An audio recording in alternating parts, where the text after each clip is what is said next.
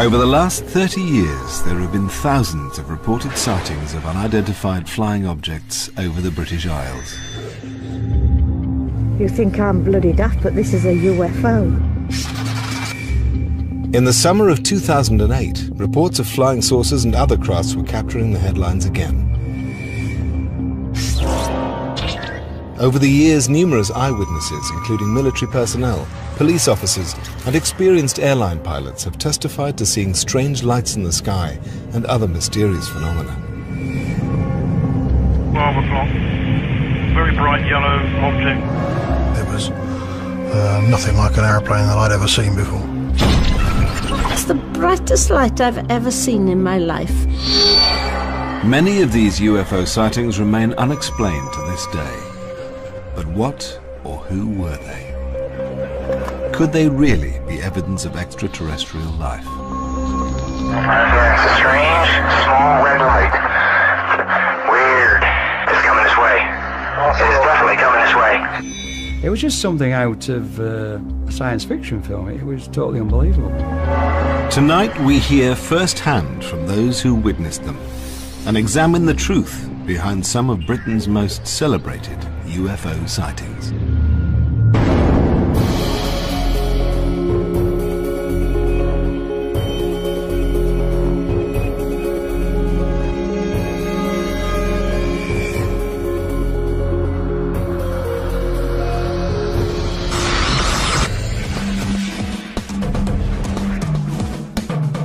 In 1977, Broadhaven in West Wales became notorious as a UFO hotspot. There have been a number of calls to the police station. Every call referred to objects in the sky.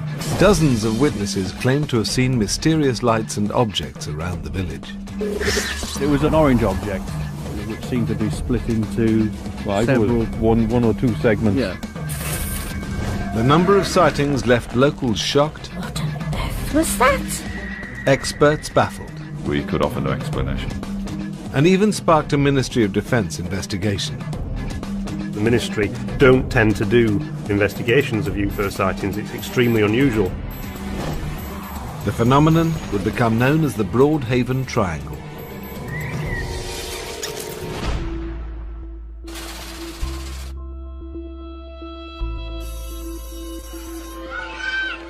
In February 1977, 9-year-old David Davis was playing with his friends when they noticed something strange in a field behind their school.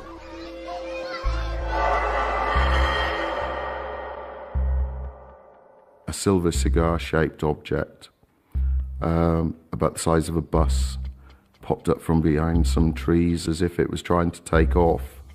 I don't know whether it was stuck, but it seemed to pause for about 2 or 3 seconds and then disappear back behind the trees again. It was only a matter of seconds that I actually saw the object, but it imprinted itself on my memory forever. The children ran back inside and alerted their teachers.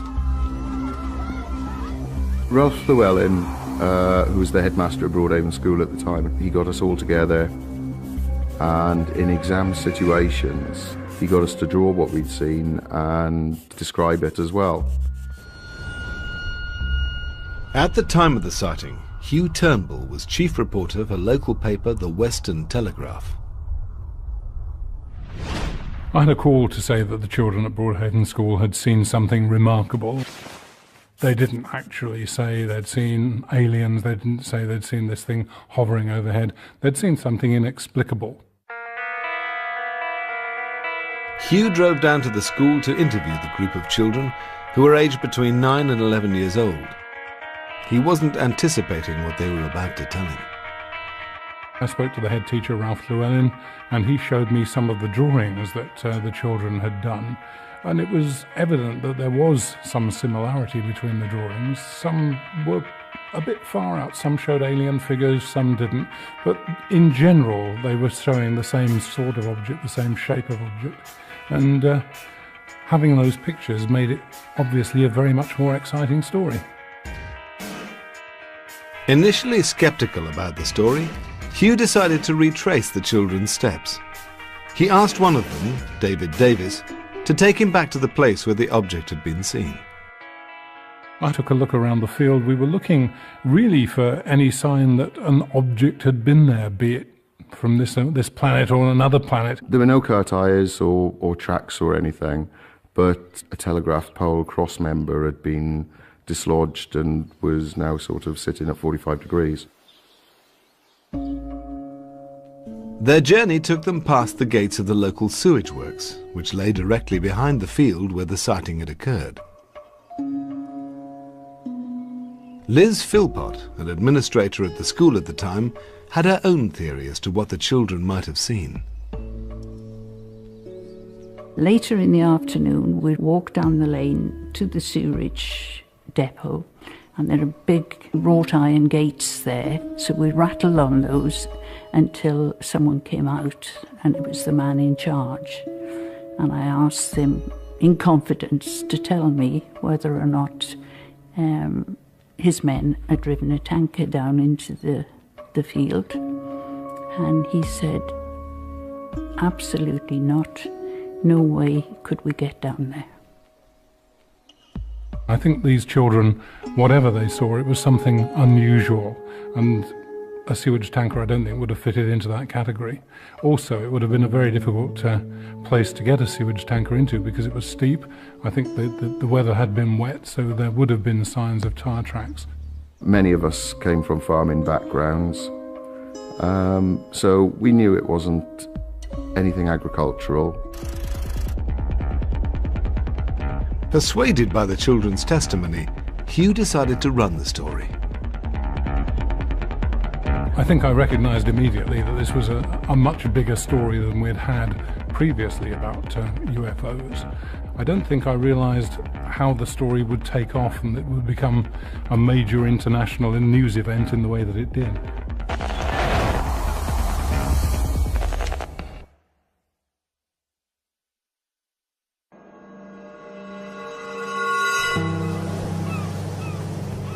In the winter of 1977, a group of children in Wales claimed to have seen a spacecraft hovering behind their school playing field. When the story hit the newsstands, Broadhaven, a small seaside village with only 600 residents, suddenly found itself the focus of intense public interest.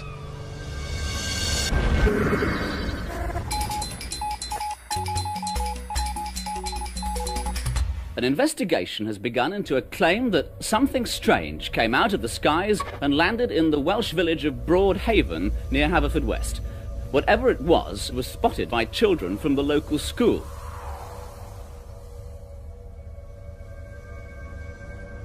We just couldn't carry on normal lessons. The phone was going off every couple of minutes. We were even getting researchers and interviewers from as far afield as Australia, New Zealand, America, all wanting to talk to the people who'd seen the flying saucer. The incident at Broadhaven Primary School appeared to be a baffling one-off event.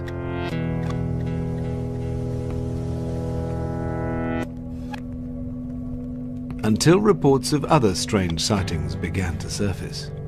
5 miles from Broadhaven in the village of Herbranston, Maureen Deiter also witnessed something for which she had no rational explanation.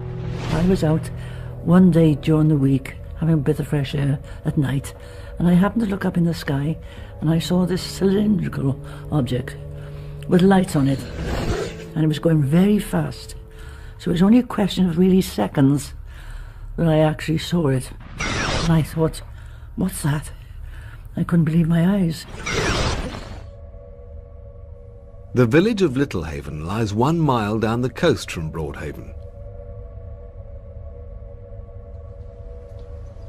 Local resident Dorothy Cale was setting off from home one evening when she too observed something strange.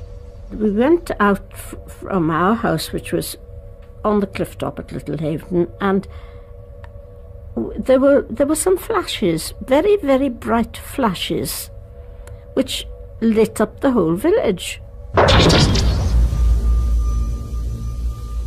All of a sudden, there was a very strong light. The driver put her foot hard on the brake quickly. There was the brightest light I've ever seen in my life, and it appeared to be inside a glass dome.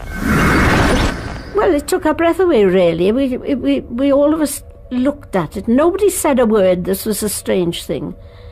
None of us said a word, and then all of a sudden, we didn't see it lift up or go anywhere. It was just gone. It flashed, and it was gone. And our driver said, "What on earth was that?" The light resembled nothing Dorothy had ever seen before. But astronomer Ian Ridpath has been investigating UFO sightings for over 20 years. He believes there's usually a very straightforward explanation for such strange lights in the sky. People in general don't know the sky very well, the night sky, and people can very easily be fooled by the sight of a bright star or planet, particularly when it's low down and particularly when it's twinkling. And at night there is really no way to estimate the size and distance of an object, and people can think that something is actually much closer to them than really it is. Whatever the cause, the sightings in the area continued. Like the incident at the primary school, some involved more than one eyewitness. Stephen Bamford and Robert Best were returning home to Broadhaven after a night out when they noticed something unusual out at sea. We probably saw the people before we saw the object. Yeah, we wondered what they were all looking at. Yeah. We assumed it was probably the cliff was on fire.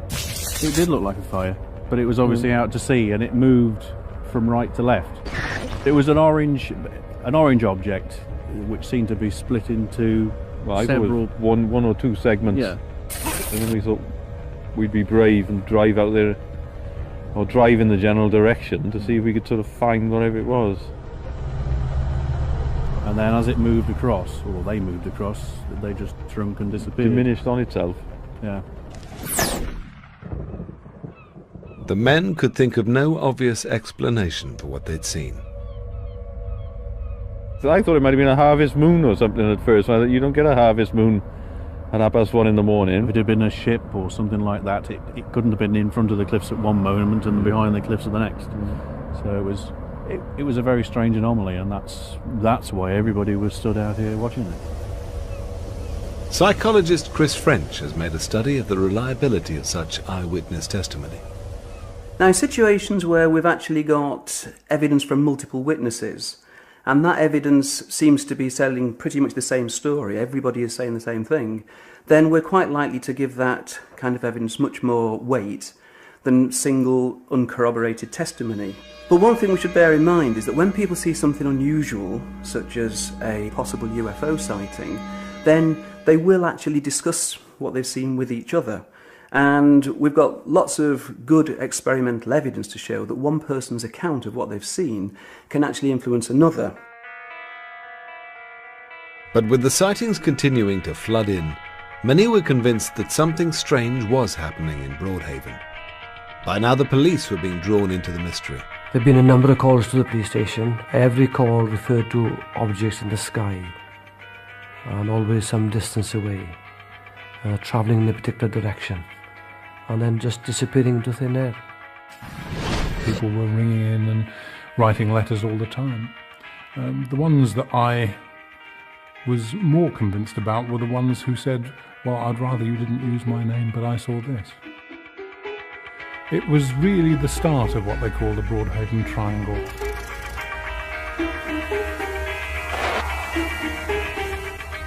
They call it the Broadhaven Triangle, an area here in Pembrokeshire where sensible, down-to-earth people are constantly seeing strange objects in the sky, mysterious lights. It's an area where an entire classroom of schoolchildren saw from their playground a UFO.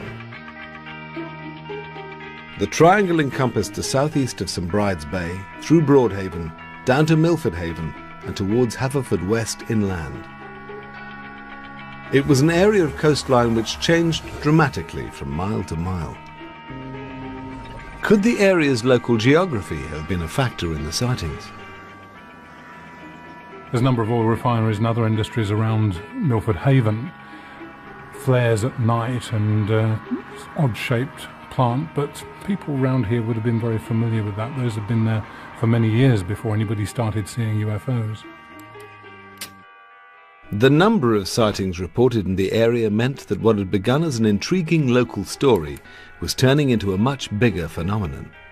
It was what UFO researchers like Dr. David Clark call a flap. The word flap became associated with periods of intense UFO activity concentrated in certain areas from the mid-50s onwards. So it's a word that becomes part of ufology from that point onwards. Now, the first real flap that seems to have occurred in the UK was the one at Warminster in the 1960s. For 10 years, the town of Warminster in Wiltshire was famous for being a UFO hotspot. Unlike the Broadhaven sightings, the flap in Warminster began on Christmas Day 1964 with a mysterious sound.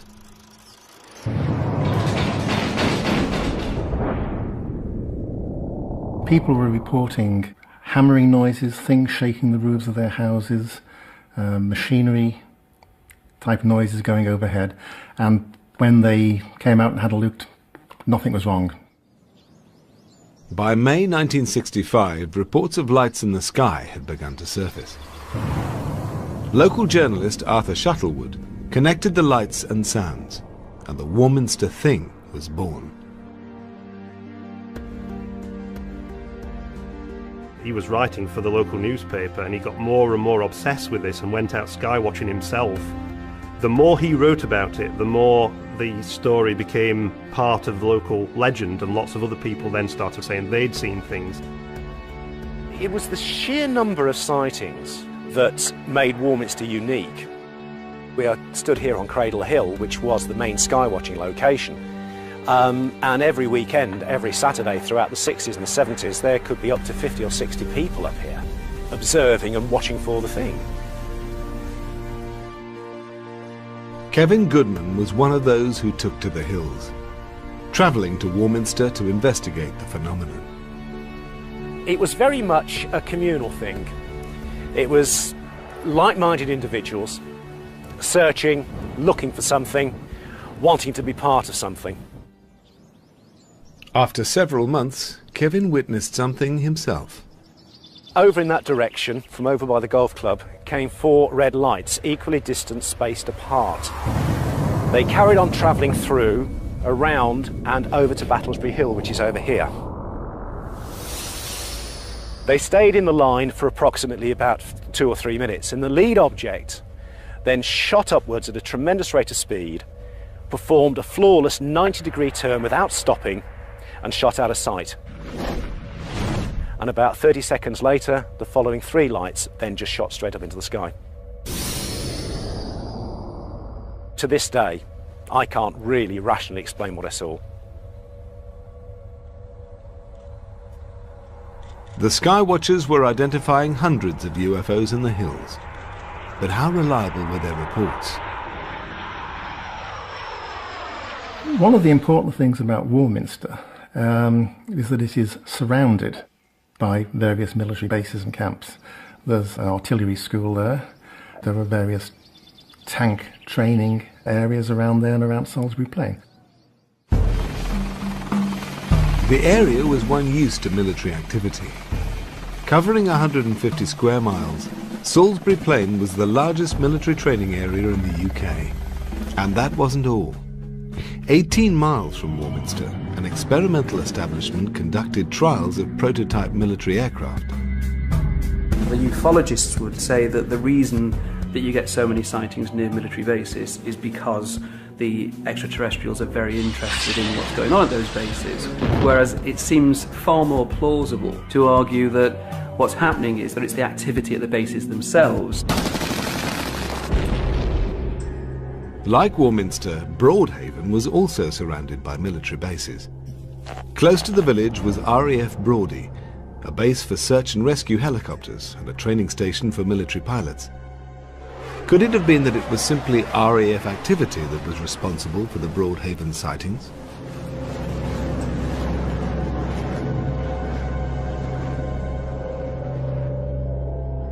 Well, Brawdy at the time was a very, very busy base. It had aircraft taking off and landing as frequently as Heathrow Airport at some times of the day.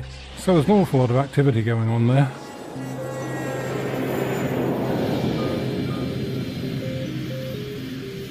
As RAF Broady's community relations officer at the time, squadron leader Tony Cowan found himself fielding calls from anxious locals who'd seen things around Broadhaven they couldn't explain. We had a look at the flying programme, which was easily accessed, and see if we could relate the time of the incident or the reporting to the time of activity that was taking place at our airfield or indeed in our area. Sometimes the answer was obvious. Apart from the training of the jet pilots, there would have been exercises involving our local search and rescue helicopter unit, the local lifeboat stations and the Coast Guard as well. I can remember at least on one occasion it was quite a big exercise involving all those people plus a Nimrod patrol aircraft to carry out a search, and it did take place at night, and the Nimrod was dropping flares to illuminate the area so that the lifeboat could spot the target. But Dorothy Cale, who'd witnessed strange lights near her home in Littlehaven, wasn't convinced this was the explanation. We could see Brodie Airfield quite clearly, so we were very well used to seeing all sorts of lights and flares and things like that. It was nothing like anything we had seen out to sea or across the airfield. And RAF flight records didn't always prove conclusive. On some occasions we were able to explain by relating the time and the date to known air activity. On other occasions we could offer no explanation. I think to the people that saw something, they will always remain a mystery. RAF engineer Gordon Bowden was stationed at Brodie in the late 1970s. Years of experience had taught him that military activity could often be misidentified. Helicopter beams, searchlight patterns can appear very strange depending on the compass direction that the helicopter is operating from and the search pattern that the helicopter is conducting. And to the untrained eye, you'll get a visual which will look like a ball of light, and then if it moves a different pattern, you'll get the beam. But not all the UFO sightings around Broadhaven were witnessed by untrained civilians. Gordon also witnessed them himself. On 2 occasions at Broadhaven, I did see strange lights out at sea. These lights that I saw accelerated with such phenomenal speed. I cannot explain what they were, but my military training would have said we had no aircraft at that time that could have travelled that fast and changed direction so quickly, because it would have killed the pilots. If flight activity at the RAF base couldn't explain all the Broadhaven sightings, then what could? Brodie was not the only military establishment in West Wales. Less than 500 metres away lay a secret facility. It was run by the United States. US military bases have been connected to some of the most celebrated and well-documented UFO incidents in Britain. Yeah, it's a strange, small red light. Weird. It's coming this way. It is definitely coming this way. Could these American bases provide any clues to what was being witnessed on British soil?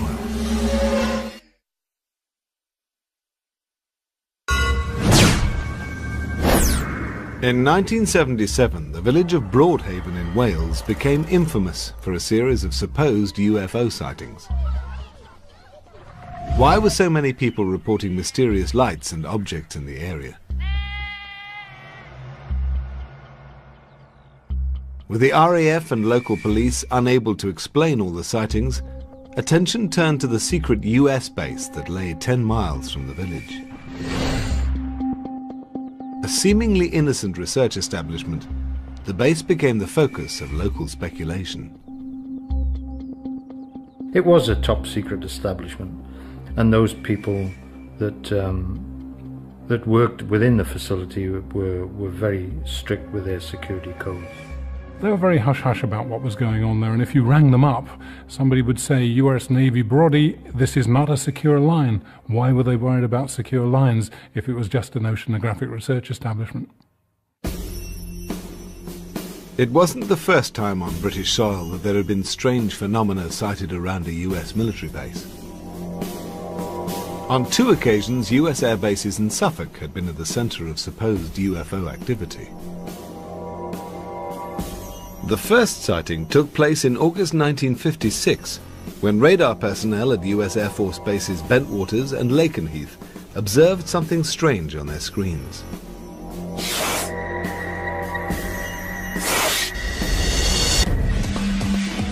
The Lakenheath incident caused all kinds of concern on both sides of the Atlantic. The Americans alerted the Royal Air Force.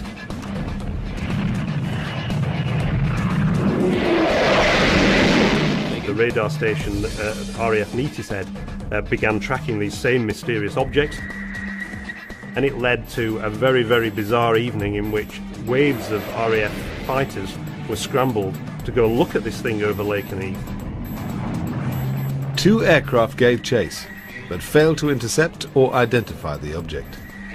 Running low on fuel, they returned to base and the object disappeared from radar screens.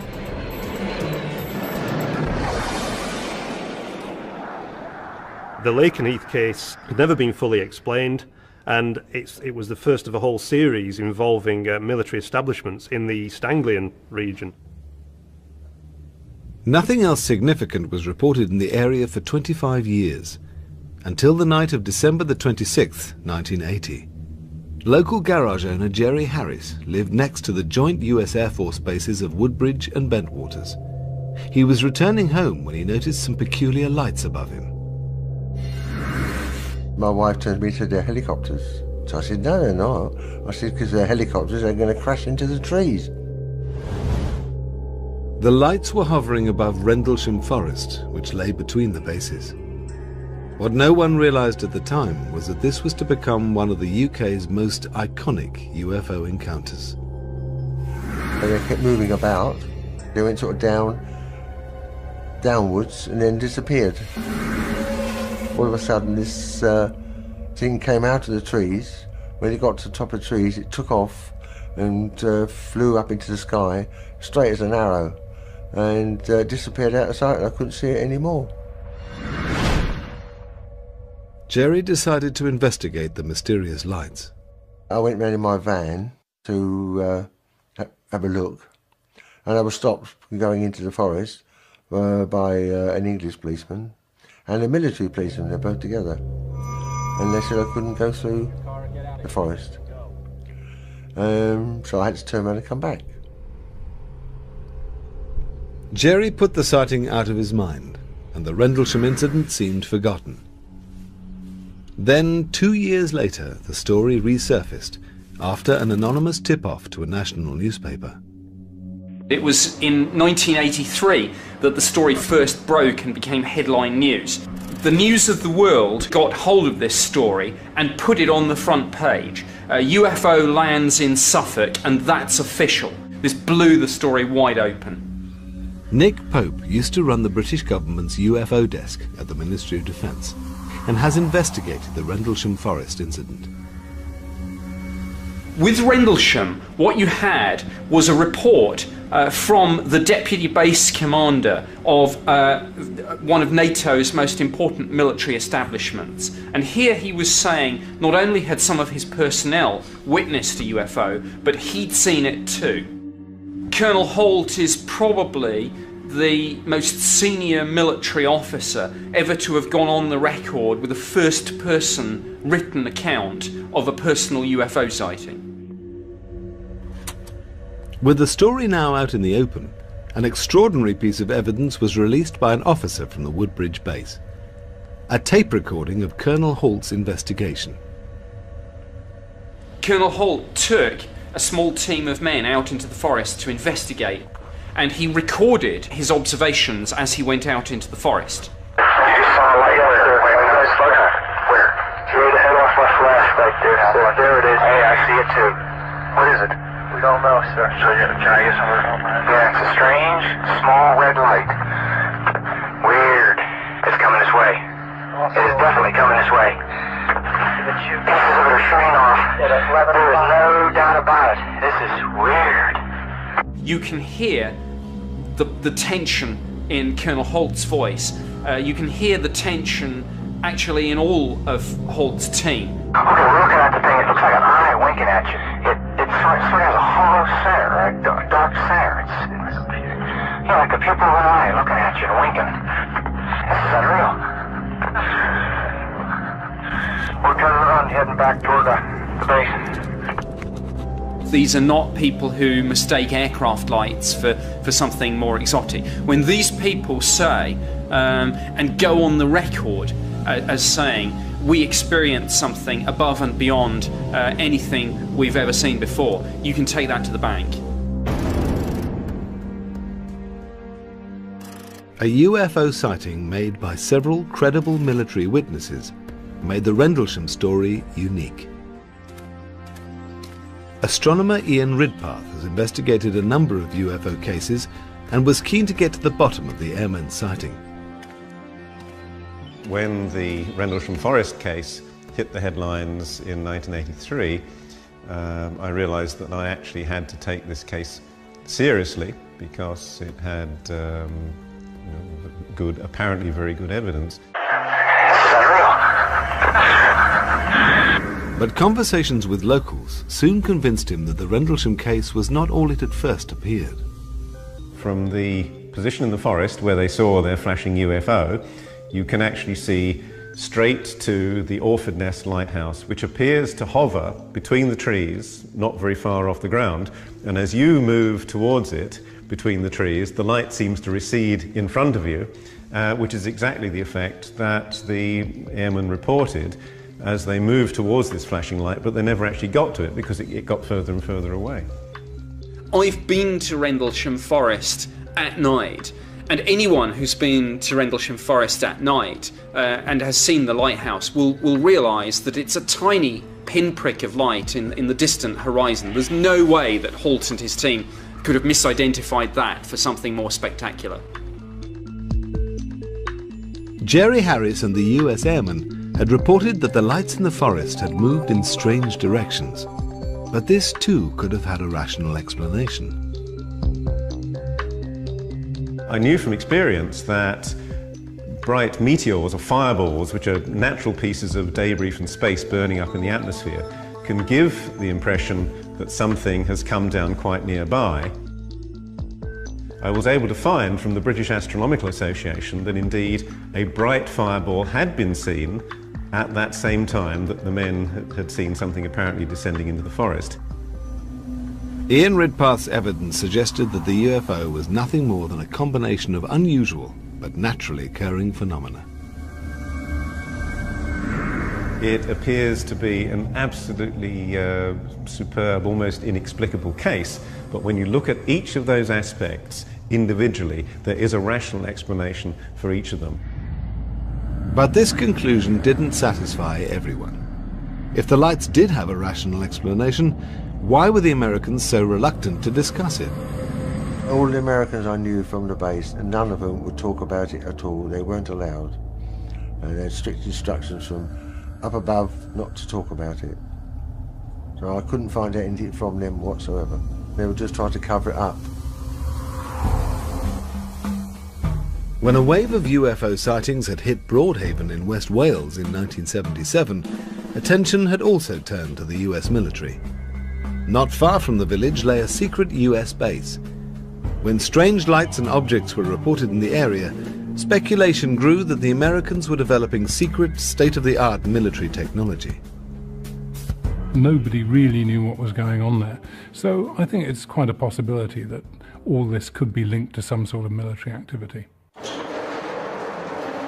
But when the base was deactivated in 1995, the truth about the Americans' activities was finally revealed. As it turns out, they were listening for Russian submarines at the height of the Cold War. Far from developing prototype weaponry, the mysterious building had housed nothing more than banks of computers and monitoring equipment. This revelation put paid to the theory that the mysterious lights in Broadhaven had come from the secret US base. But the sightings were about to take a bizarre new turn, with accounts of more than just unexplained lights in the sky.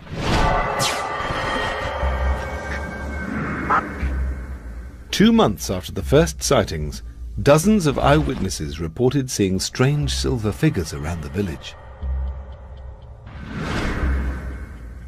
Police officer Ernest Jones personally investigated one of the sightings. A call came into the control room there, and I happened to be in the station. A report of a sighting of a silvery figure quite close to a dwelling. The call had come from the Coombs family, who lived on Ripperston Farm, a few miles from Broadhaven. Although the Coombs no longer wish to talk about the night's events, Ernest Jones remembers them well.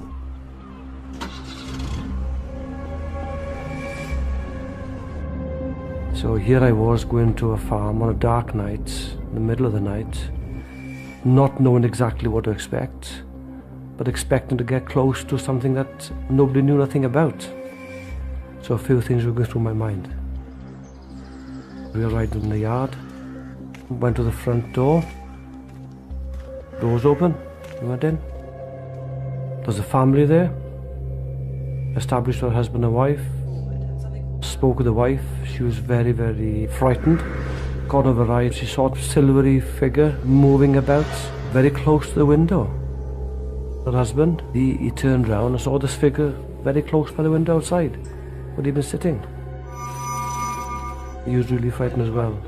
And we're not talking here of a softy man working 9 till 5 in an office. We're talking of a man and quite used to going out of the house all times of day and night, checking on cattle. No way would he come out of the house with us. No way.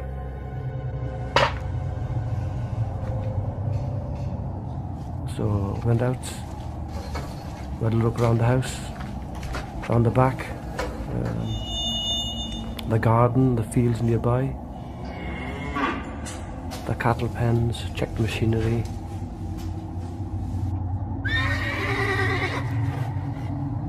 With the silver figure nowhere to be seen, PC Jones returned to the house and made arrangements to evacuate the family.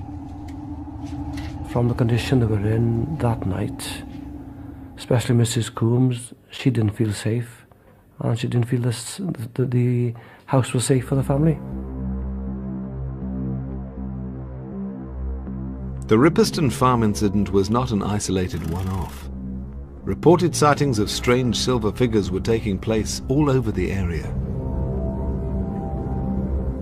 With the mystery deepening, the investigation would now step up to a new level.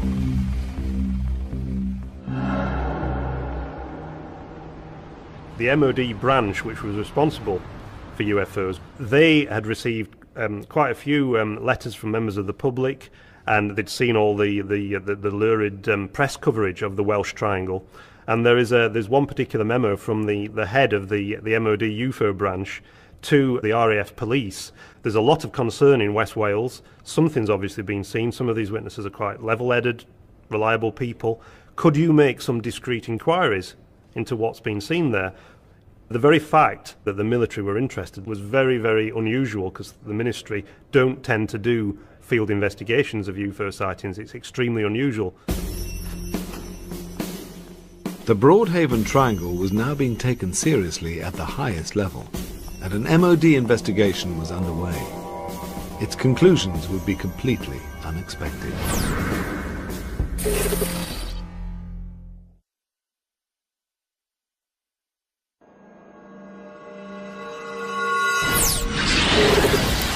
They call it the Broadhaven Triangle.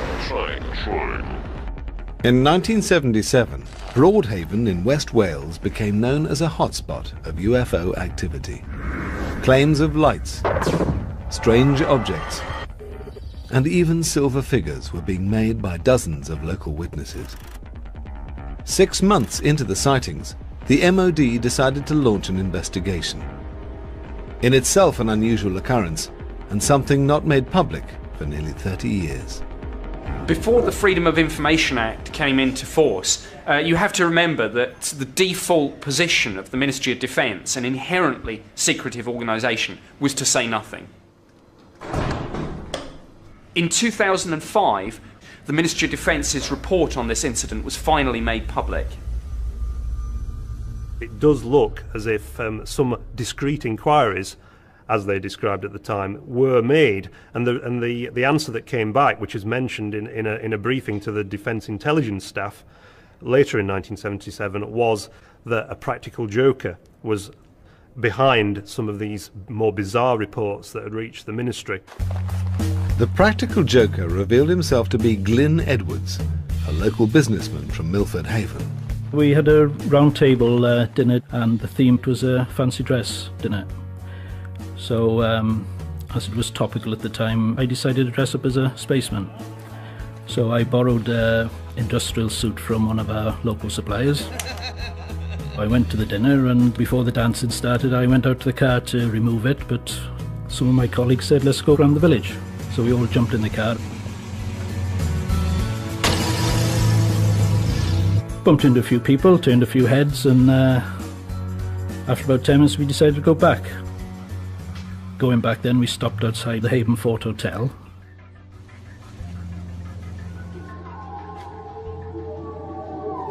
I started walking up the drive in this silver spacesuit, and they had the headlights of the car behind me, so I was silhouetted going up the drive of the hotel. All my colleagues were hiding in the bushes at that time, and one of them said, there's somebody in the window. I went a bit further, and another one shouted, oh, she's got a gun.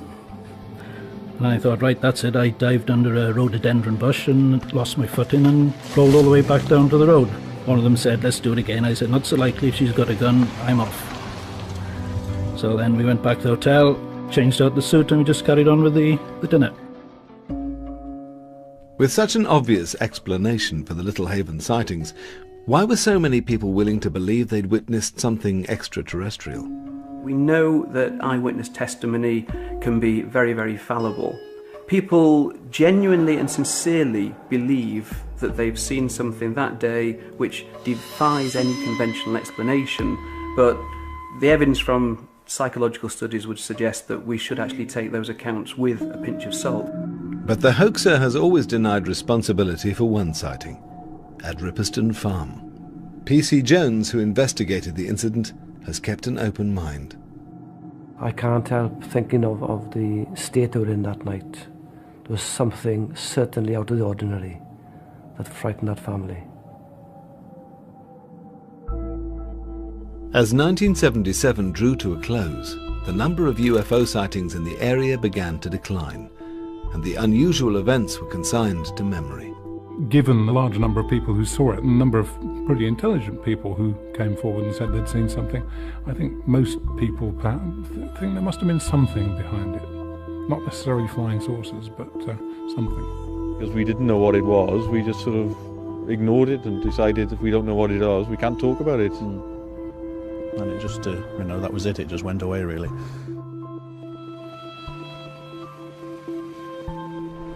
For many who witnessed the Broadhaven phenomenon, it remains something that they find difficult to explain. I'm a very rational person, and I say I don't believe in UFOs, but having seen something unusual myself, but it seems ridiculous to me, really, to think there's something from outer space that's come down and settled in Little Haven.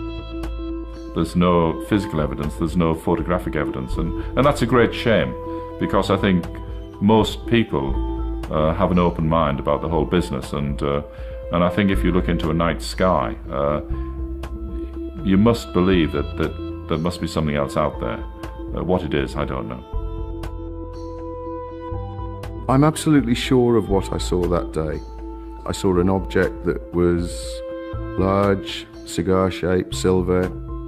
After 30 years, I'm no nearer the understanding than I was on the day that I saw it, but I am 100% sure that what I saw that day is as we reported it.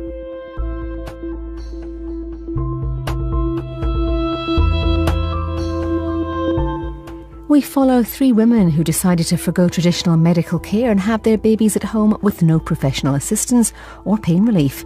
Extraordinary People Next sees just how they got on.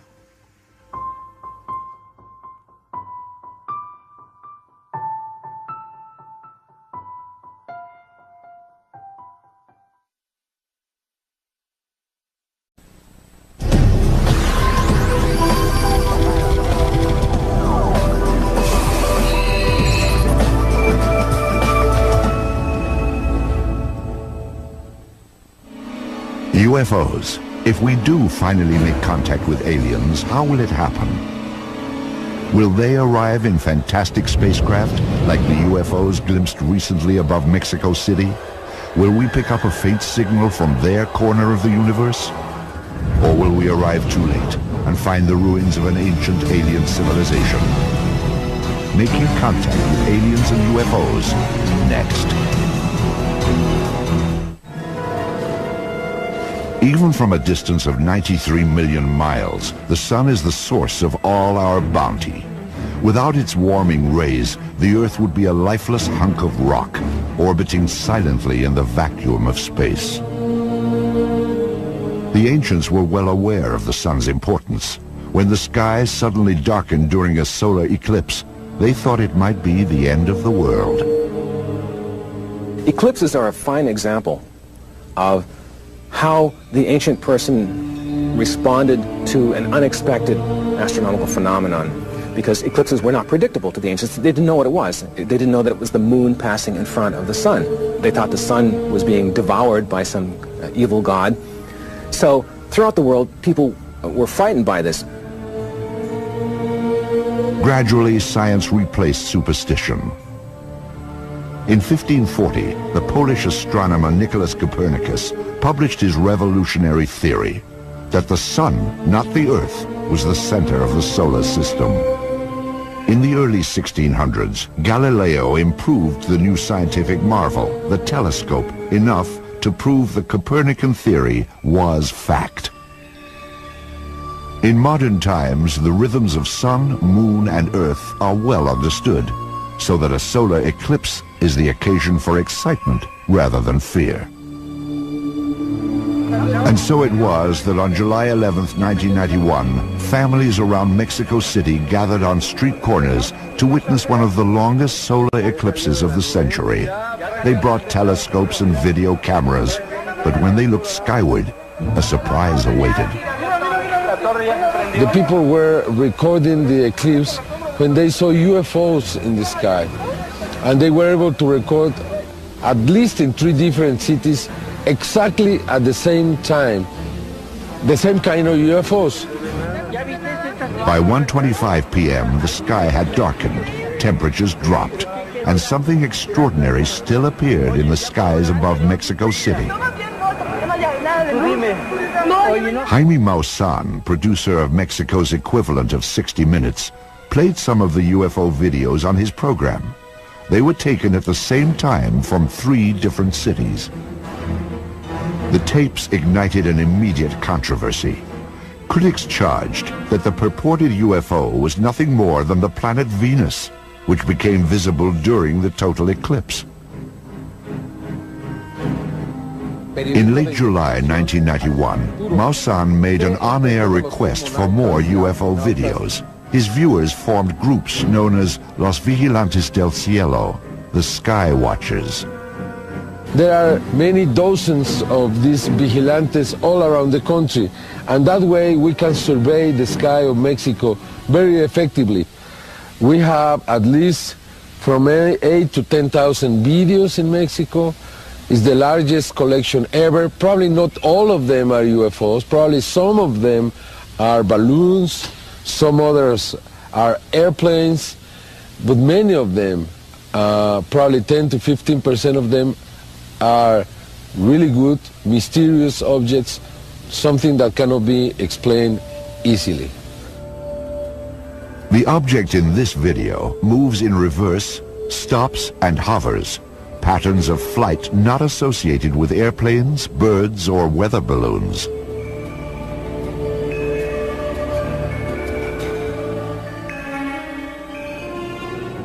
On September 16, 1993, Mexico's Independence Day, a shimmering silver object seems to fly near a squadron of military helicopters that appeared in formation over the capital.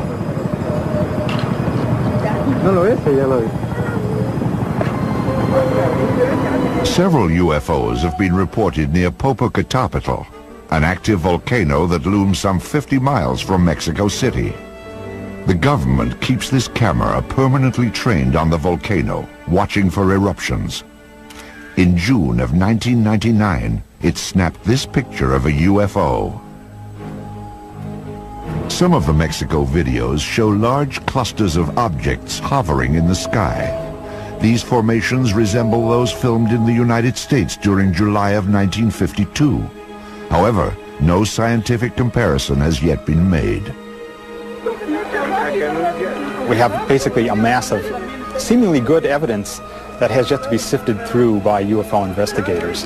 It's too soon to tell whether or not videos were taken of actual UFOs, whatever they are, or whether some of these things are just hoaxes or, things showing planets or airplanes flying by. We need more research into these particular sightings. Some of the Mexican videos seem to be unexplainable at this time, but I won't go so far as to say that proves they're flying saucers. There's a difference between, I don't know what it was, and, oh, it's an alien spacecraft. I never make that leap. It's inappropriate to make that. What were its characteristics that rule out conventional explanations, even if you don't know what it was? Of all the UFO episodes in Mexico, few caused the pervasive excitement shown in this video. The tape was made during an unprecedented multiple sighting, perhaps the most widely witnessed UFO incident in history. In January 1st, 1994, Mexico City, the whole city stopped. I mean, stopped. People were driving cars and they stopped the car to look to the sky, and millions saw UFOs. This was in every newscast, in the television, in the radio. This news was reported in every single newspaper in Mexico City. An incredible event. An event that would demonstrate the presence of these objects, especially in this country.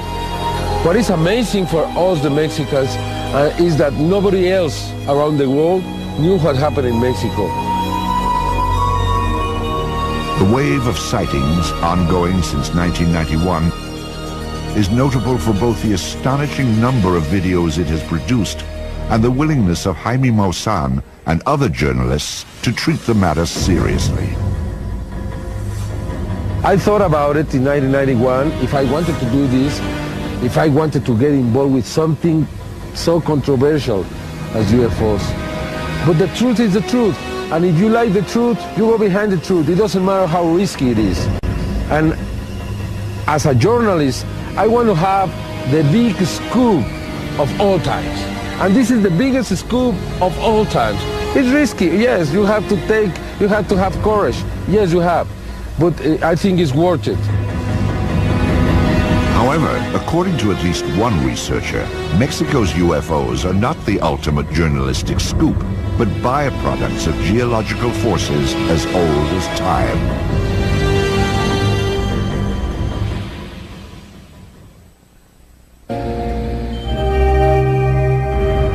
UFOs have been playing hide-and-seek with Earthlings for decades. Even as we open the door to the 21st century, no one has proven where UFOs come from and just what it is they want. If cave paintings, biblical accounts, and Renaissance artworks could be taken at face value, the guessing game has actually gone on for thousands of years. But some investigators have advanced a fresh theory to explain UFOs. Simply put, they are not objects from outer space, but a whole spectrum of luminous phenomena that originate within the core of the Earth itself. The Earth is a massively complex laboratory. There are an infinite number of forces that are interacting, and we really don't understand those as yet in any great depth. And the Earth does produce lights. It has its light show. And I think they're older than the human race. They belong to the very body of the Earth. Among these exotic natural wonders are earthquake lights and ball lightning. Scientists believe that earthquake lights occur both before and after tremors, when gas released from within the Earth suddenly ignites and shoots sparks into the atmosphere. Ball lightning is believed to be an accumulation of static electricity that not only becomes visible, but is also capable of moving in the air and along hard surfaces. To those who have studied UFOs, however, even the most spectacular natural phenomenon can only explain a few unidentified flying objects. When you look at the range of UFO reports that have been made over the years, and thousands, presumably some small fraction of them, if they're under the right conditions, in the right place at the right time, some of these kinds of phenomena have to be considered. But by and large, from what I've read and what I've seen, they don't really fit. In this ongoing debate, another type of naturally occurring luminous display is often cited to explain UFOs. They are known as Earth lights. The characteristics that probably distinguish Earth lights from earthquake lights or ball lightning are that they tend to last for longer. And they often haunt particular areas like a valley, like a mountain. In China, for example, Mount Wutai Shan and Mount Omai, there are temples that have been built specifically because light phenomena occur there. And the people who built the temples thought these lights were an expression of the Dharma. But that indicates to you how long lights were seen in that area, centuries. Despite such ancient traditions, no one can explain exactly how Earth lights are created. We are testing theories. And one of the strongest contenders is that tectonic stresses in the Earth through the Earth's geology, not necessarily related actually to an earthquake, though it can be, that these stresses produce tremendous force fields, and that through whatever mechanisms we don't really understand yet, plasmas are produced. Proponents of this naturalistic theory suggest that plasmas, luminous clusters of charged particles, explain even the most well-known UFO sightings. And I should also say, if we go back to Kenneth Arnold's flight over the Cascade Mountains, he saw 9 objects of light. And at that time, the Cascade Mountains, which we know are tectonically volatile, they were building up to their largest earthquake ever recorded at that time. On April 4th, 1949, Seattle, Washington crumbled under the impact of that earthquake. However, it hit more than 18 months after Kenneth Arnold's sighting. Could there have been a link? Sounds good. Yes, luminous phenomena produced by earthquakes. Yes, people see sometimes luminous phenomena around flying saucers. Fine, that doesn't make a cause and effect connection at all. Yet according to the Earth lights theory, masses of plasma do exhibit some of the distinctive qualities of UFOs. The interesting thing about these plasmas is that at night they will shine. They will be your lights in the sky. But in daylight, a plasma can seem to reflect light and look metallic. But are qualities of reflectivity and a metallic appearance enough to equate plasmas with UFOs?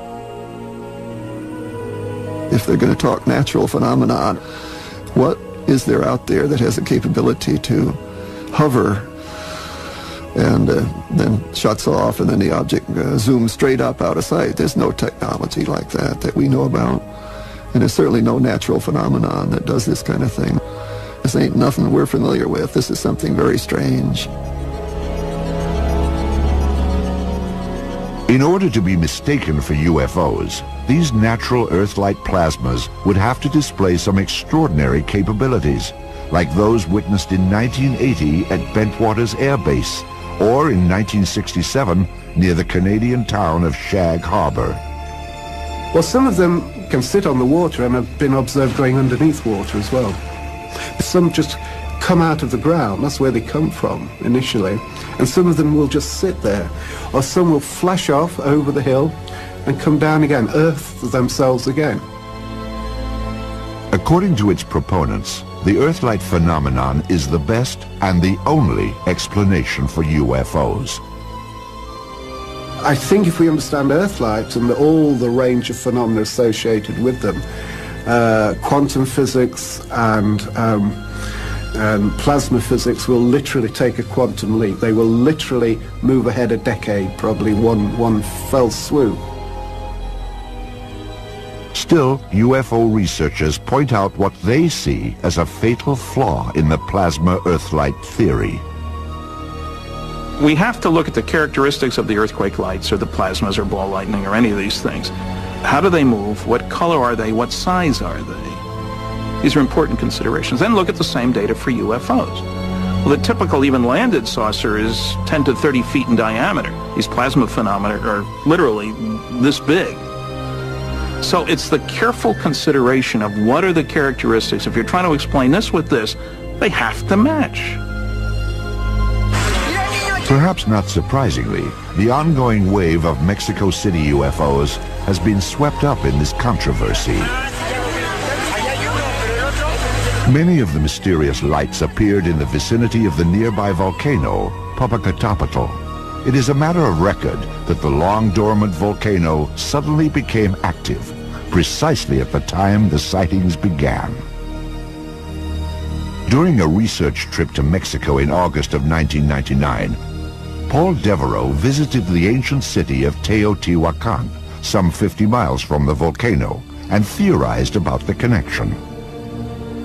This place is very active and volatile in a tectonic fashion. And what we found that these earthlights do frequent areas where there are active surface tectonic geological faults.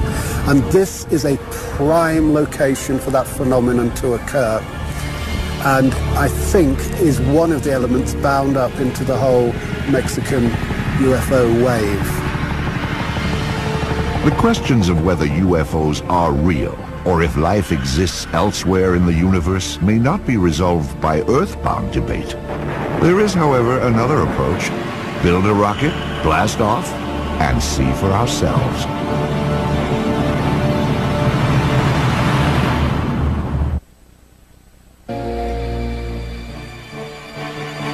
Ancient civilizations who weren't yet blessed by the invention of electricity enjoyed at least one compensation. Their pristine night skies sparkled with 1,000,000 stars. Early astronomers soon noticed that a handful of heavenly bodies traveled freely in the sky, unbound by the stars' slow, methodical rotation. The Greeks called them planets, a word meaning wanderer. In modern times, when Earthlings began to ponder the question of UFOs and alien civilization, it was the planet Mars that became the focus of attention. If there truly were flying saucers, it was thought they would come from the mysterious red planet. In part, this belief stemmed from observations made by astronomer Giovanni Schiaparelli in 1877. He claimed that Mars was laced with channels, canali in Italian, that linked the planet's polar ice caps. Schiaparelli's canali became known as canals, and some said they were not simply natural waterways. An American astronomer named Lowell thought that these were canals that were artificially created by an alien civilization, and he began studying Mars extensively and writing books about the civilization on Mars that created these structures. And so a lot of people began thinking then about how you would communicate with the Martians. The widespread public belief that Martians were real became clear when 32 million people gathered around their radios in October of 1938. We interrupt our program of dance music to bring you a special bulletin from the Intercontinental Radio News. At least 40 people, including 6 state troopers, lie dead. Millions believed that the H.G. Wells radio drama War of the Worlds was a real report of a Martian invasion. The result was widespread panic. The director, Orson Welles, was unaware that his production would strike a nerve. I'm of course surprised that the H.G. Wells classic, which is the original for many fantasies about invasions by mythical monsters from the planet Mars had such an immediate and profound effect upon radio listeners. While the public was captivated by stories about Mars, a lone American pioneer named Robert Goddard was experimenting with ways of actually getting there. Goddard had come up with ingenious designs for getting rockets from the surface of the Earth up into the high atmosphere, but this was widely regarded as a bunch of silly nonsense by American scientists. However, in Germany, he had some fans, people like Werner von Braun, who were reading his research, and they then were inspired to implement his designs and improve upon them in Germany, and this led during World War II to the development of the V-2 rocket, which is the predecessor for basically the American and Russian space programs.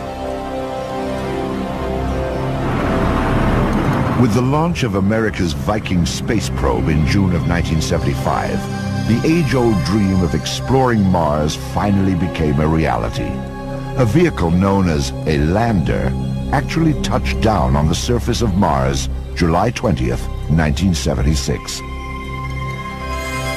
The Viking mission showed that the surface of Mars is pockmarked with craters, like those on Earth's moon. There were also some indications that life may have existed on Mars in distant times. My personal feeling is that yes, Mars had a very substantial atmosphere early on with a lot of liquid water on the surface, and perhaps enough to form these river channels and river valleys that we see that are quite ancient, that are perhaps older than 3 billion years old. So the issue of the ancient climate of Mars is an important one for the issue of whether life could evolve. I think you can start to persuade yourself that the possibility of life could be somewhat reasonable, actually, and particularly if you accept the postulate that if life can't exist, it will exist. The life on Mars debate heated up again with the release of this picture, taken by Viking on July 25th, 1976. It appears to show a giant monument, a mile-long structure that resembles a human head. It became known as the face on Mars. NASA has no official position on whether the face is a natural feature or a colossal sculpture. Still, those who worked on the Viking mission have been accused of hiding the discovery of a Martian civilization. I can't think of a group that would have publicized that possibility or that discovery more than those of us who were looking at the pictures. We were looking for stuff like that. Our careers would have been made. We would have loved to have trumpeted to the world that we found evidence of an ancient Martian civilization. Who the heck wouldn't? And after somebody pointed that out, those of us on the lander team looked at one of the boulders on the surface nearby the lander, and we decided we could see the initials of every team member in the boulder that was about 10 feet away from the lander. NASA is currently building vehicles that will orbit and land on Mars in the next decade, in preparation for a daring attempt to send astronauts to the planet in 2018. But recent discoveries have allowed scientists to study Mars right here at home. During the 1980s and 90s, NASA plucked a dozen meteorites from the icy expanse of Antarctica, and then made the remarkable announcement that they were nothing less than small fragments of the planet Mars. You might reasonably wonder, how do we know that a particular rock that we find on the Earth is from Mars? And the reason is we've been to Mars with the Viking landers, so we have actual measurements of the chemical composition of the Martian atmosphere, and we find that in these dozen rocks that there are the chemical signature of the atmosphere of Mars. It's not quite like Earth air, it's just like Martian air, and that's how we know they really are from Mars. Scientists believe the rocks were blasted off Mars 16 million years ago when an asteroid collided with the planet. The meteorites made their way here, finally landing on Earth about 13,000 years later. After gathering and analyzing these otherworldly stones, researchers released some astonishing results. One of those rocks was the Martian meteorite that some scientists claimed had evidence of Martian microbes on it. This has been greatly debated among scientists, and I would say today the consensus is moving in the direction of skepticism. That is, most scientists who've looked at the question think that the little objects that are seen under the microscope are probably not from living things that were produced by some non-biological process. But there are still a few scientists who find evidence in the chemistry and in the structure that maybe these were microbes after all. So it's still an open question. And the important thing out of all of this is not so much whether these particular meteorites have actual biological material in them, but it's opened people's minds to at least accept the possibility that this may be something that could occur, and has opened this area for legitimate study. Jupiter's frozen moon, Europa, may also be able to support life. In 1996, images transmitted by the spacecraft Galileo showed that Europa has an ocean containing more water than all of the Earth's oceans combined. And according to scientists, where there is water, there can be life. There could be volcanic activity down under a liquid water ocean, and it's possible even that volcanic activity is helping to keep that liquid water layer there. If that's true, then you can start to think about biological systems that relate to the kinds of systems we have on the Earth. It's all highly speculative, of course, but it's the kind of thing that drives us as scientists to want to know more about a place like Europa. Ultimately, these interplanetary missions bolster the theory that life is not unique to Earth, a fundamental assumption if UFOs are to be taken seriously. I think it strengthens the hand of the people who believe that life is fairly commonplace within the galaxy and within the universe, because now we don't have just one example, we've got two or more examples nearby. So that's why this becomes of profound importance, perhaps one of the most profoundly important things that man has ever done. Despite the promise of discovering life in distant galaxies, current rocket technology may put the brakes on expeditions into deep space. It would simply take too long to get there. The Voyager 2 spacecraft was the fastest vehicle ever built by humans, but it still took 9 years to reach the planet Uranus, merely halfway to the edge of the solar system. To reach stars where life-supporting planets might be found, even Voyager would require a journey of 100,000 years. In the face of such daunting realities, science has come up with another way of reaching out to alien civilizations. Aim a hypersensitive radio antenna to the heavens and hope to strike up a long-distance conversation.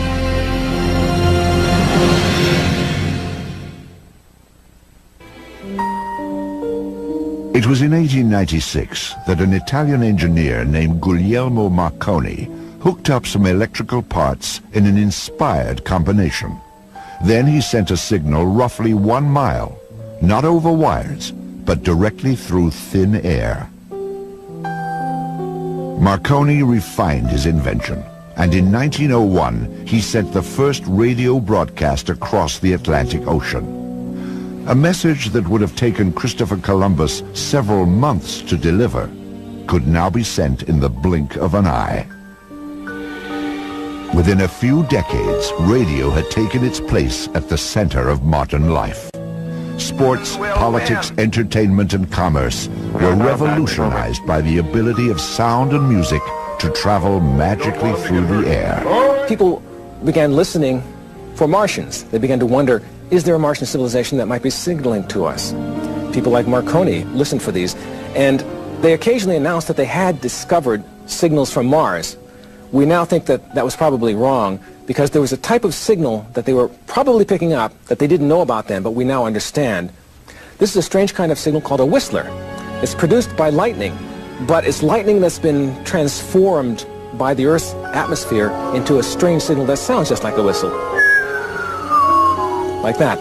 And so you get what sounds like an artificial signal, but it isn't.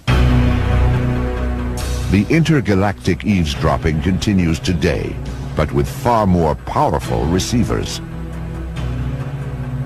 These are radio telescopes pointed toward the heavens in a search for faint signals from outer space. Some physicists believe they may well hold our best chance of contact with intelligent beings from other planets. At Harvard University in Cambridge, Massachusetts, Earth's most sophisticated detector in the search for life in outer space is being updated in a laboratory. It will look for answers to one of humanity's oldest questions. Is anybody out there? The project is headed by Dr. Paul Horowitz. First and foremost, for a signal generated by an intelligent species somewhere else, we have to guess what kind of signal that might be. First of all, is it light? Is it radio waves? Is it particles? Best guess is it's radio waves. Best guess amongst the radio wave possibilities are microwaves. What kind of signal there? It's anyone's guess. Some people believe a carrier, a single long transmission, a transmitter left on, probably saying nothing, just saying I'm here. Of course, radio has been around for over 100 years, but only in the last decade have computers become powerful enough for SETI, the search for extraterrestrial intelligence. Specialized chips and circuit boards comprise the brain of the radio telescope system. It will process the stream of signals captured by a giant antenna. Our search uses an 84-foot steerable radio telescope. Looks like a backyard satellite dish, but much bigger. It can collect rather weak signals and concentrate them at the focus. There we have some very sensitive amplifiers, the best that can be made these days, to strengthen that very weak signal. The tiny signals will be transmitted through cables into the control room, where an array of computers will sort through the cosmic noise, looking for a deliberate signal, a sign of intelligent life.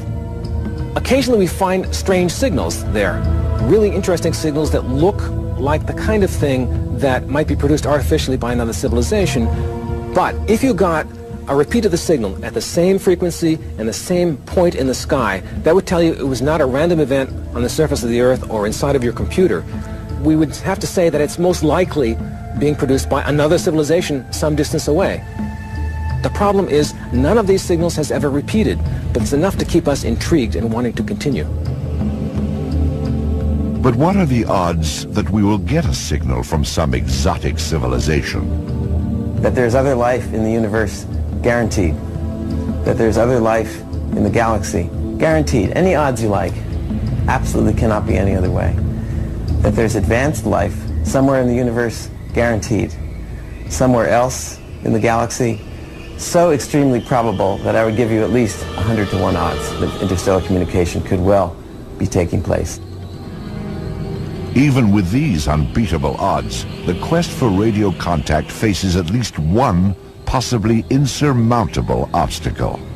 A lot of people, both scientists and people who are critical of SETI, have said maybe an advanced civilization would use some equipment that's far beyond anything we could possibly know about, and so SETI isn't even worth doing.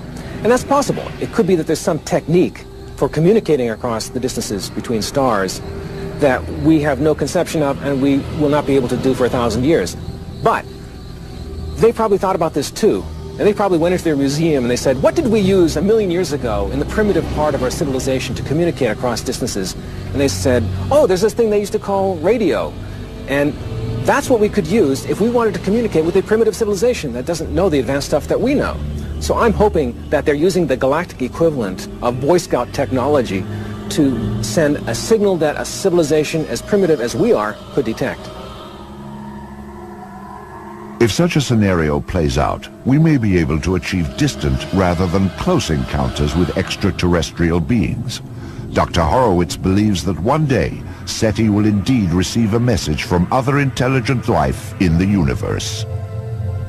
And this will be quite an event. This will be the first bridge across 4 billion years of independent life start and evolution. It'll be the end of Earth's cultural isolation in a galaxy and a universe containing surely millions of other civilizations. It will be, without doubt, the greatest discovery in the history of humankind. Until that broadcast is received, we remain the eyes and ears of the universe, ever alert for a tiny signal that tells us we are not alone.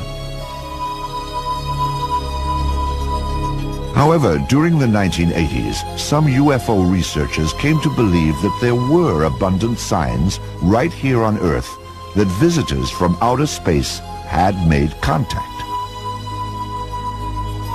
The clues were the so-called crop circles, large and often intricate patterns carved into fields of grain across Britain.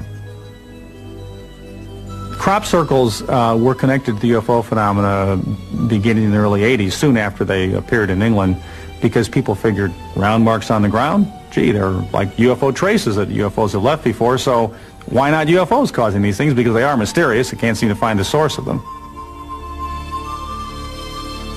These mysterious forms began to appear in Bratton, Wiltshire, England, around 1980. Farmers here called the simple shapes corn circles and wrote them off as a quirk of nature. But the months and years that followed brought an explosion of new sightings. Crop circle magazines soon emerged to publicize the elaborate and beautiful patterns that were now visiting other crops. Researchers who call themselves cereologists stepped in to catalog these strange patterns and discover common traits.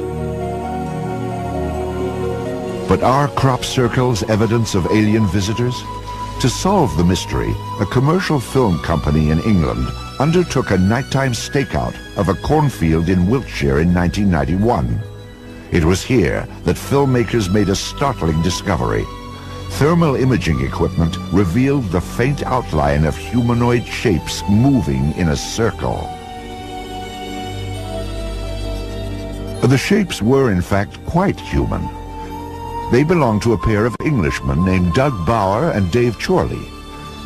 Doug and Dave claimed responsibility for dozens of the complex patterns that had caused so much mystery. Many circles, the twosome pointed out, were even signed with their initials, D and D. The circles that we created in 1978 with the standing walls of corn as if they'd been cut out of pastry with a knife, they were our doing, and we started it way back in that time. However, numerous crop circles have now been observed in Canada and the United States, in addition to those that continue to appear all across England. Doug and Dave didn't make those. They would have to have been lickety-split all over the planet.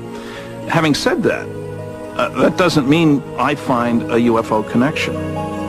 There really aren't any good cases of people seeing the saucer making the crop circle. It's another one of these interesting anomalies that should be studied at the university level and isn't being. Even without crop circles, most UFO researchers believe that unexplained photos and irrefutable eyewitness testimony make the case that UFOs are real and visiting Earth with alarming regularity.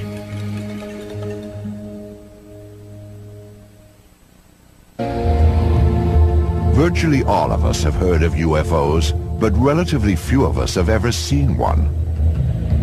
How are we to pass judgment on the question of whether or not they are real? Making such a decision is like being a juror and weighing evidence on one of the most important issues facing humanity. Perhaps UFOs are nothing more than hoaxes or mistaken observations, but if they are real, they have to come from someplace. The universe offers infinite possibilities. If there is life out there, it may well have gotten going long before we did. Indeed, Zeta Reticuli, a pair of stars often mentioned as having planets that might support life, is known to be about 1 billion years older than the Earth. The thing we need to keep in perspective, we've only had fancy technology, call it 100 years. Well, the Zeta Reticulans got a billion-year head start. Let's be conservative. Let's suppose they only got a million-year head start. Let's be truly conservative and say they only got a 10,000-year head start, which is nothing out of the billion years available. Surely we would all agree that we can't even imagine the advanced technology there. If some advanced civilization built spacecraft that can actually whisk them through the universe, why would they want to visit a primitive galactic backwater like Earth?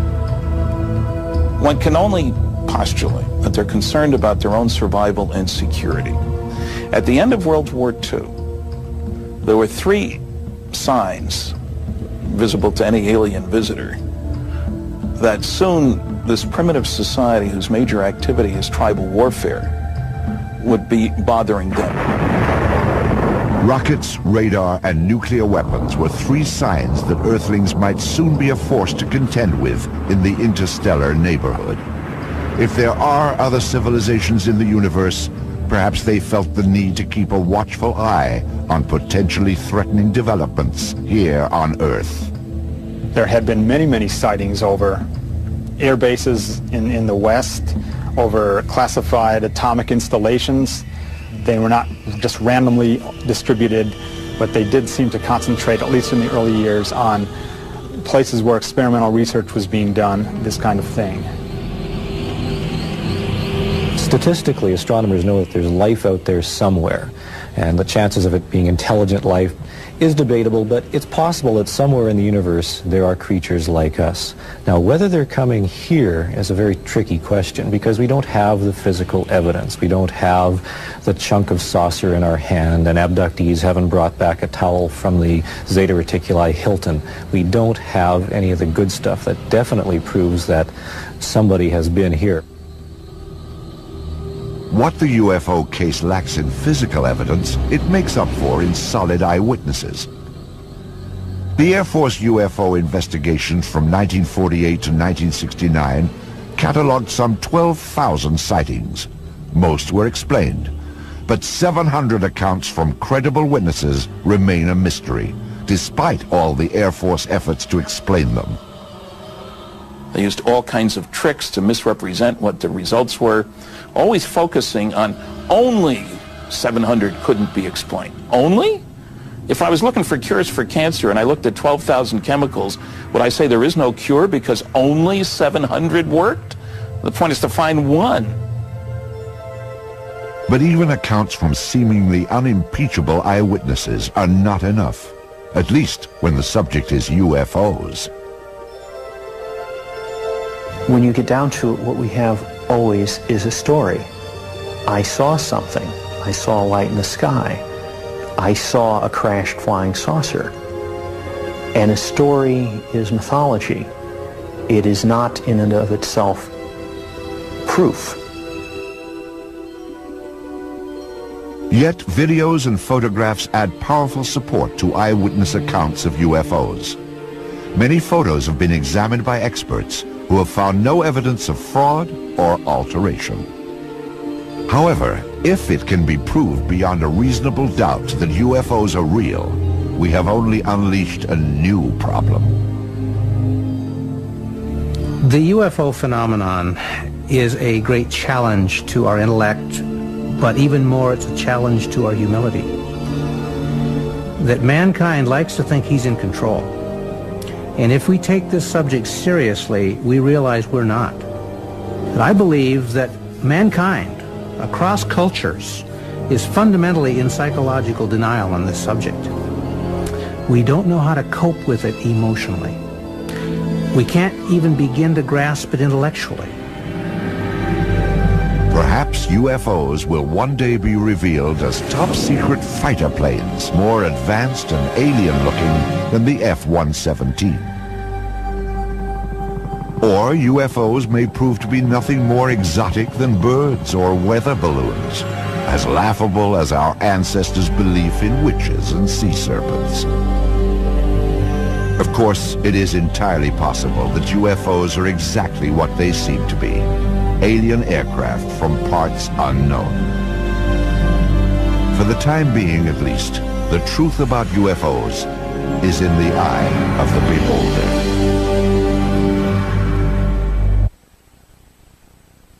Josh is heading for the glacial ranges of Patagonia to examine the remains of a vanished tribe of giants and to attempt to solve one of the greatest riddles of our time. The word Patagonia itself means big feet? Who knew? The Giants of Patagonia on Digging for the Truth, tonight at 9 on the History Channel. That's huge.